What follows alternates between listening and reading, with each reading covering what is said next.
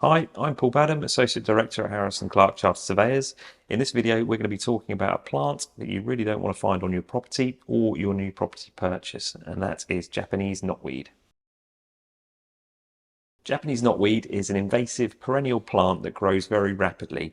It has tall bamboo-like dense stems and can grow to over 2 meters high, although in the winter it does die back. It can commonly be seen during late spring to early August. The creamy coloured flowers bloom between late August and mid-September. One of Japanese knotweed's distinctive features is its zigzag stem structure that becomes more recognisable in mature plants.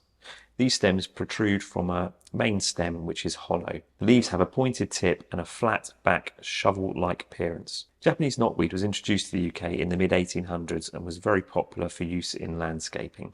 Japanese knotweed has caused many problems in the residential property market due to concerns that the plant may cause damage to properties. This is because Japanese knotweed is a particularly hardy, hard to eradicate plant which, if it's not managed properly, can rapidly overgrow areas, affect hard landscaping, disrupt lightweight structures, drainage systems and garden walls. In some very rare situations it can cause direct structural damage to properties. There have unfortunately been many horror stories in the media which has affected public perception, some of which people argue is out of all proportion to the actual problem. There are other plants which can cause significant problems to buildings and also be difficult to manage, such as buddleia and ivy.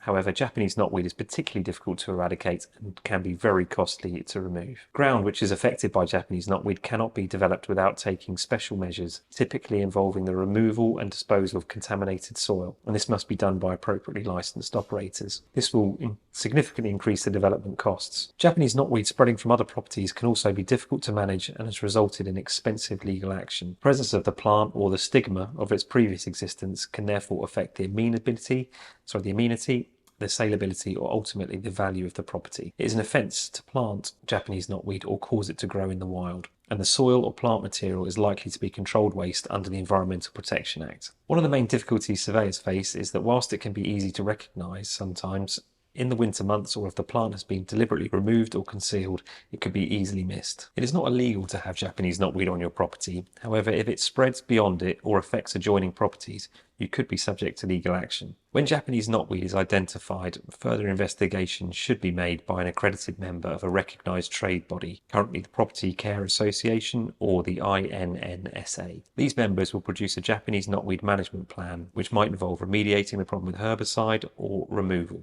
However, this will be dependent on a variety of factors, including cost. Chemical control is the application of a herbicide to Japanese knotweed plants and has to take place over several growing seasons. Chemical control is the application of a herbicide to Japanese knotweed plants over a period of several growing seasons. Experience indicates that this is both effective and economical, but it does require a minimum of 4 years of treatment and monitoring before a completion certificate can be issued. Only properly licensed organisations may remove waste from a property, and they must take it to appropriately licensed waste facilities. This means it can be costly. Due to the depth of the spreading rhizomes, this can mean that a significant amount of soil needs to be removed or displaced in order to install a root barrier to stop its spread. Excavation will not only involve the visible Japanese knotweed area, but will typically include an area of 2 to 3 meters beyond the nearest knotweed visible. There are other alternative methods such as bunding or burial, however these may only be viable for large development sites. The seller of the property is required to state whether Japanese knotweed is present on the property